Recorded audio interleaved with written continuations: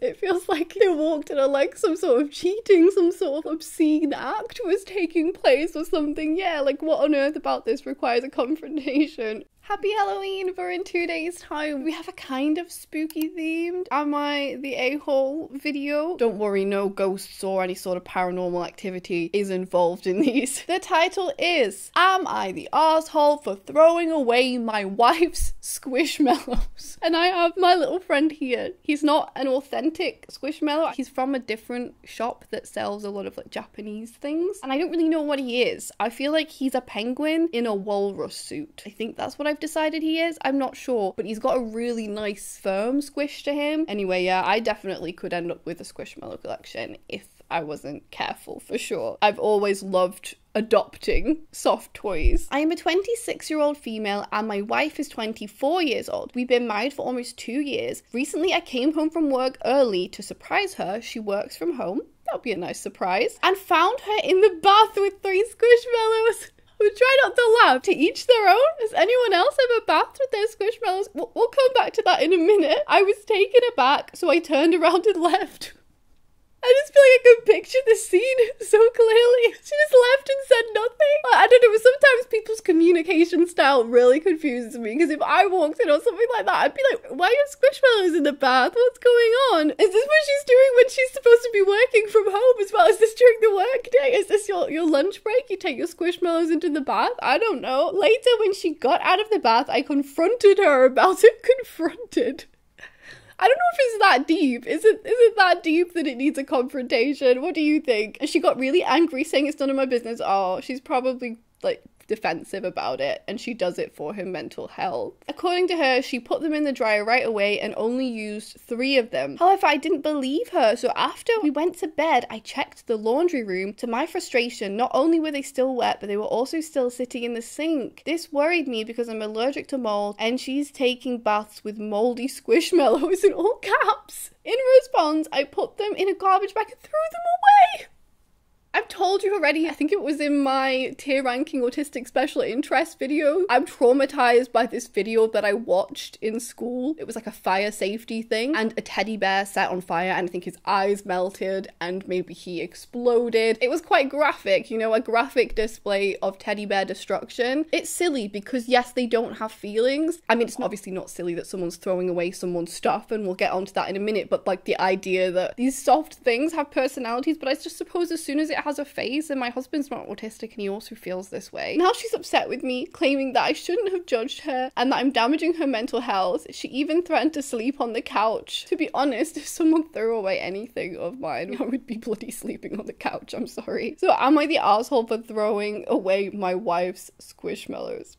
Okay, I feel like I have a lot to say. Before I give my verdict and we go and read the comments from other Redditors, I just want to say a big thank you to Blinkist for sponsoring this video and supporting the channel. Blinkist is a really fun app which allows you to quickly absorb the most important bits of over 6,500 non-fiction books and also podcasts as well. It summarizes the important points in 2 different sections called blinks, and you can either read these or you can listen to an audio version of them, which is great as well. And I know from a lot of my dyslexic friends and family members, they like to do both at the same time. So you play the audio and you read along with it. There's so many different books on there that I could recommend to you that I think would be helpful to neurodivergent people. They have a huge psychology section. The one that I really want to suggest that you take a look at is Quiet by Susan Cain. Some of my favorite takeaways are in Blink 7. It summarizes how current office environments are tailored towards extroverts. Blinkist have also just introduced something called Blinkist Spaces. This is a feature that allows premium members to create a space with their friends or family, and then you can recommend titles to each other. So if you're like hyperfixating on a particular topic, you can be like, hey, get in my space. All members in that shared space can access the title, whether they're premium members or not, which is pretty cool. If you want to try it out for free for 7 days, you might as well, so you get some entertainment while you hang your washing and while you wind down before bed. Then you can click the link in my description below, and it'll also be in a pinned comment. After the trial, you can also get 25% off an annual membership if you decide to join Blinkist. Let's get back to the squish drama. Let's go. Straight away, I'm like, yes, you are the asshole for throwing away stuff without another person's permission. That is quite a breach of trust. Like, I wouldn't feel like it was safe to live with you anymore. If you saw the Squishmallows in the sink and that they hadn't been put in the dryer, why couldn't you just put them in the dryer? I don't know. Do Squishmallows do well in the dryer? This is all very new to me. Has anyone else ever done this? Like, ever had the Squishmallows in the bath to wash or to bath with them? It makes me kind of sad, like the level of communication there. Like, if I walked in and saw my partner doing something a bit strange, I feel like we're comfortable enough with each other for me to just be like, what are you doing? And for him to just tell me and it just be like, you know, kind of funny and we could make a joke about it, or, you know, he could tell me something seriously, and I'd hope that he would be comfortable enough with me to do that. You don't want to feel like a weirdo in your own relationship, in your own home. I don't know if either of these people are neurodivergent. I think my husband just felt like the Squishmallow thing when he selected this post for me was relevant enough, and yeah, there is a lot of Squishmallow love within the neurodivergent community. We have enough expertise to maybe address this one. I wonder if anyone else has like little stimmy things they do in the bath. I used to, this is like something that I never thought I'd share on the internet, but here we go. I used to really enjoy chewing on a face cloth if it was like a wet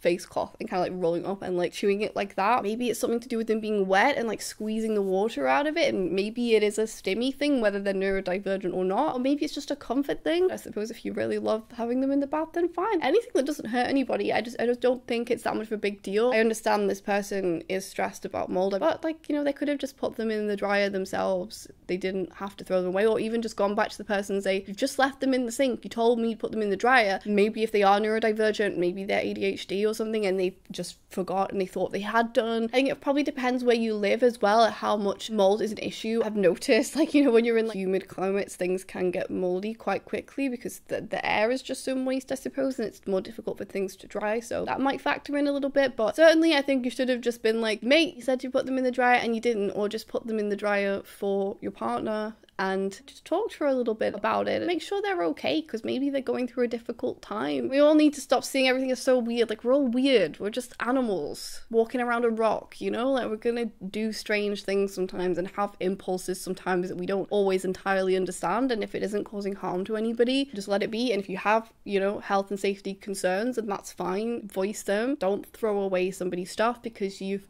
broken that person's trust now. Okay, let's look at the comments. Yes, OP, you are the asshole. Yeah, I get it, mold can be scary, and she didn't dry them when she said she would. Could have easily just thrown them in the dryer, called her on not doing it, had any form of conversation with her before throwing away her belongings. It's not like they were rancid and already moldy, OP. If they were, I'd be on your side. I'm a bit concerned that maybe the person who posted this was actually just kind of weirded out by the whole situation and therefore like wanted to throw away every trace of it. But I just feel like if you love and respect the person you're with, I don't know, like, don't you love all the weirdness? So many of these situations could be avoided with an adult conversation. I'm so confused by couples on the internet. Yeah, I kind of agree. Yeah, I don't want to be judgmental, and I know different people have had different upbringings. They are soft toys, wash and dry them, good grief, you are the arsehole for throwing her stuff away. Yeah, it's just sad. I hope you go out and buy her some more. Like, they're not the cheapest things. People get married when they're emotionally still children and don't give themselves opportunities to grow and learn before committing to forever with someone. I mean, this seems like quite a bold statement to make after reading one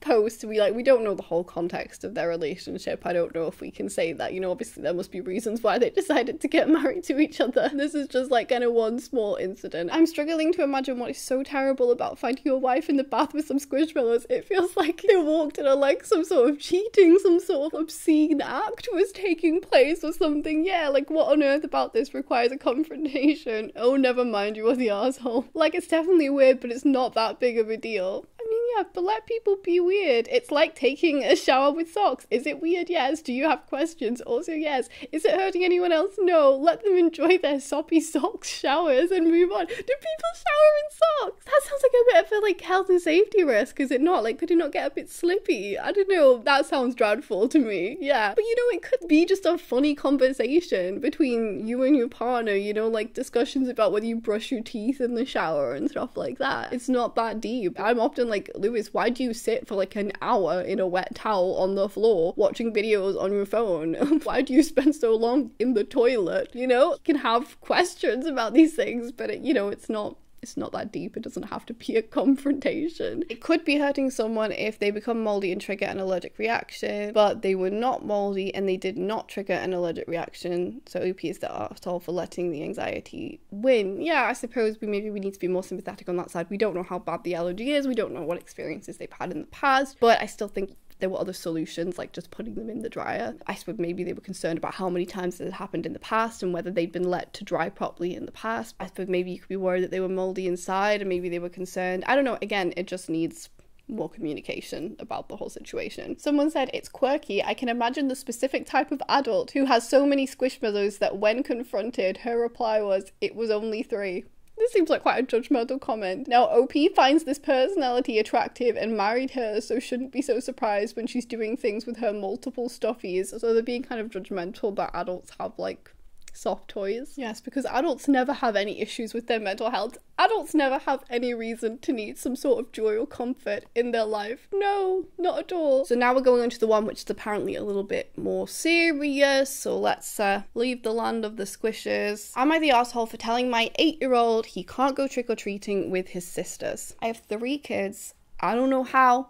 1 kid, hard work enough. A 10-year-old daughter, an 8-year-old son, and an almost 7-year-old daughter. My son is on the autism spectrum, but is very high functioning, so I would probably personally prefer to word that as my son is autistic. He has lower support needs, but you know, other people prefer to use different language. Lately, he's been very mean, mostly to his younger sister. It's been going on for a few months, and we've talked about it with his therapist, discussed it alone with him, giving him a lot of one-on-one time, and we've tried everything, thinking maybe it's because he's jealous of no longer being the baby. Okay, well, it says it's only been for a few months, though, doesn't it? This morning, I heard my 7-year-old crying bloody murder and went upstairs to her bedroom. I see my son with scissors, and my daughter's costume that we made together as a project was all cut up to pieces. Apologies for the theme of destroying everyone's stuff this week. That's really sad. I comforted my daughter, made him apologise, and brought him downstairs. My husband and I asked him why he would do that, and he said it was ugly and I didn't like it. I told him that that was the meanest thing he's done and that he's grounded and can't go trick-or-treating. He completely freaked out, had a tantrum, kicked and screamed, and we just put out a pillow under his head until he stopped and got the other kids ready for school. Okay, sounds like, you know, maybe that was dealt with relatively well. I wonder whether that would be more likely to be an autistic meltdown than a tantrum, but anyway, we'll talk about that in a minute. When we were getting the girls ready, I guess he called my mother and told her we aren't letting him go trick-or-treating, and she called me yelling about how could I do that to our child, he has autism and he didn't know what he was doing. My husband thinks we also overreacted and we should let him earn the chance to go trick-or-treating, but he completely destroyed his sister's costume and that's not something we can brush off. Am I the asshole for not budging? No, I wouldn't say so. My initial response is to say no. I think that that's an absolutely horrible thing. And, you know, I had friends and family members who had siblings, and I saw, like, you know, it's awful when one sibling destroys another sibling's stuff. You feel like your things aren't safe in your own house. Again, it kind of breaks that trust. You know, that's supposed to be your special place where all your stuff is. You don't want to feel like someone could stand on your stuff, break your stuff, steal your stuff, eat your food that's supposed to be for you. You know, these are all the things I'm really grateful I didn't experience as a mostly only child, because my half sister didn't live with me, and so I got to, you know, enjoy some of the good things about having a sibling, but then not also, you know, have her in my space all the time. She was also 10 years younger than me, so I think that makes a bit of a difference, and kind of like that jealousy aspect that can happen between siblings. I think that punishment is potentially fitting and fair. I think if I was in that situation, I would probably at the very least would have said, right, from your own pocket money, and it depends whether this child has his own pocket money, but you have to take money for a new costume or for the new supplies to make a new costume, because that's kind of like the real world consequence. If you ruin something, if you break someone's stuff, you should buy a replacement. I do wonder why you would turn to Reddit to post something about this. I feel like this would be more suited for other parents who look after autistic children, you know, just sharing with the therapist if you don't feel like your therapist is being particularly helpful, seeing another therapist. It kind of sets off alarm bells to me that someone would post this on Reddit. They obviously use the word tantrum rather than meltdown. Obviously, autistic people don't deal very well with change and uncertainty. If you've got it very fixed in your head that you're doing a particular thing, if someone says you can't do that or the plans have changed, that could very well trigger a meltdown in somebody. I don't think that necessarily means that this punishment was not fitting for what he did and that she shouldn't have done that, but I do think perhaps it did trigger an autistic meltdown, and we should probably call it an autistic meltdown and think about it in a different way. I mean, to be honest, my child is neurotypical, and I try to think about his tantrums in the way I would probably, you know, have treated autistic meltdowns. I think because of my own experience of having meltdowns and, you know, having parents that didn't always deal with things perfectly, I kind of know in my own head how I wanted to be supported, and that how in those situations I often felt unsafe. I was in a state of distress. I don't know, I mean, it sounds like, you know, they kind of just tried to keep him safe and let him get the emotions out. So, you know, no matter what they're calling it, I don't know if that's necessarily the worst way to deal with it. The way he's behaving does kind of make me think of how a lot of PDA parents describe their PDA children. So PDA is the pathological demand avoidance profile of autism. Horrible name, but it's basically describing an anxiety-driven need to remain in control. Basically, it seems like some PDA children bully their siblings and try and control their siblings because they feel like they're out of control in other areas of their lives. It could maybe be some part of what's going on here. I know that the more unhappy, the more unsafe, you know, the more unsuited for an autistic person my life became, the more likely I was to have meltdowns. I don't know when he cut up this costume. Was he in a meltdown state, or did he just calmly walk over with the scissors and chop it up? You know, like, was it just completely unprovoked? I don't know. Again, we kind of need to know the context. At the end of the day, whether you did something in a meltdown or not, in the real world, there will always be consequences for your actions, even if something's not your fault and you react in a bad way as a result of, you know, like past trauma from abuse, maybe it's still your problem. You still need to try and resolve that. Maybe he needs a little bit more help with finding better,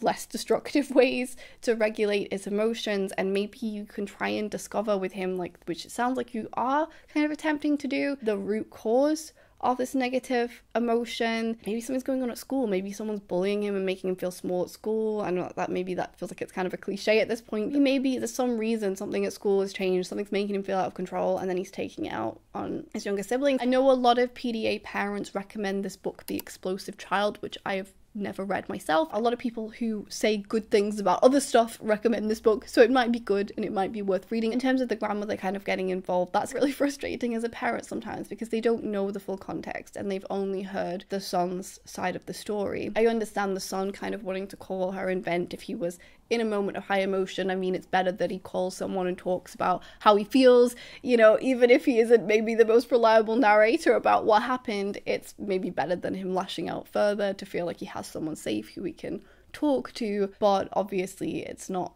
great that the grandmother's then judging you. Just because he's autistic obviously doesn't mean that he doesn't deserve consequences. At the same time, he is autistic. He has a disability. It probably is important to make sure that he's feeling supported. He might have just responded with, I just didn't like the costume. That doesn't mean that that was the real reason, you know? He might not even be able to identify the fact that he feels remorseful. A lot of autistic people have alexithymia. They can't identify their own emotions very well. He might just not be communicating it very well to you. He might be embarrassed of what he did. He might be feeling defensive as a result, and that might, you know, make him seem like he's not super remorseful and just like, oh, well, I just didn't like it. I do think there is a layer of, you know, obviously not wanting to raise boys to be violent, disrespectful towards females. So I think that is kind of maybe a factor here as well, and is something to be mindful of, and it sounds like this mother is being mindful of that. Even if this was an act that came out of, you know, being emotionally dysregulated and a meltdown, and he wasn't in his rational state of mind, he needs to learn, you know, as he grows up, better ways to deal with those emotions so he doesn't lash out at the people around him, because I mean, that's only going to destroy his own relationships going forwards with people he loves. To the best of your ability, you kind of want your children to get on with each other, and it must be really heartbreaking when you have siblings